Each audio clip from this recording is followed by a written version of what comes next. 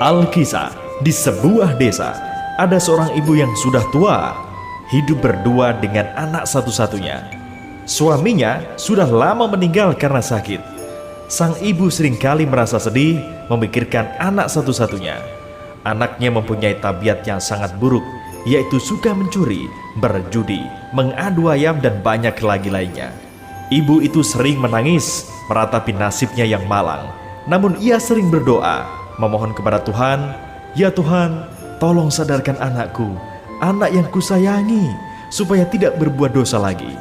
Aku sudah tua dan ingin aku menyaksikan dia bertobat sebelum aku mati."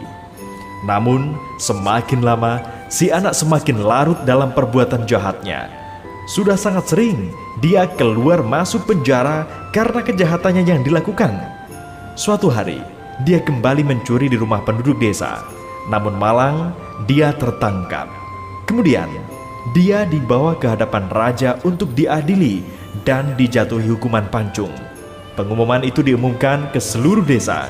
Hukuman itu akan dilakukan keesokan hari di depan rakyat desa dan tepat pada saat lonceng berdentang menandakan pukul 6 pagi. Berita hukuman itu sampai juga ke telinga si ibu. Dia menangis meratapi anak yang dikasihinya dan berdoa, berlutut kepada Tuhan. "Tuhan, ampuni anak hamba. Biarlah hamba yang sudah tua ini yang menanggung dosanya." Dengan tertatih-tatih dia mendatangi raja dan memohon supaya anaknya dibebaskan. Tapi keputusan sudah bulat, anaknya harus menjalani hukuman. Dengan hancur hati, ibu itu kembali ke rumah dan tidak hentinya dia berdoa supaya anaknya diampuni. Dan akhirnya dia tertidur karena kelelahan, dan dalam mimpinya dia bertemu dengan Tuhan.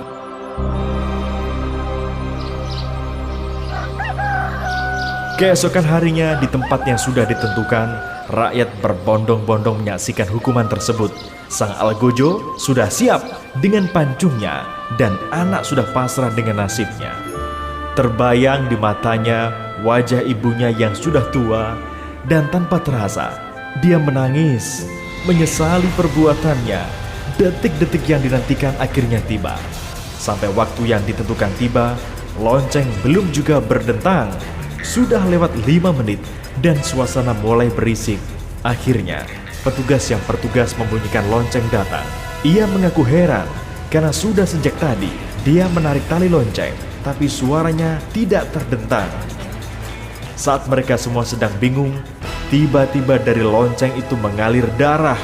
Darah itu berasal dari atas, tempat di mana lonceng itu diikat. Dengan jantung berdebar-debar, seluruh rakyat menantikan saat beberapa orang naik ke atas untuk menyelidiki sumber darah itu.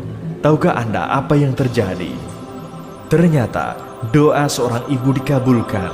Ibunya di rumah meninggal dunia seketika saat itu juga.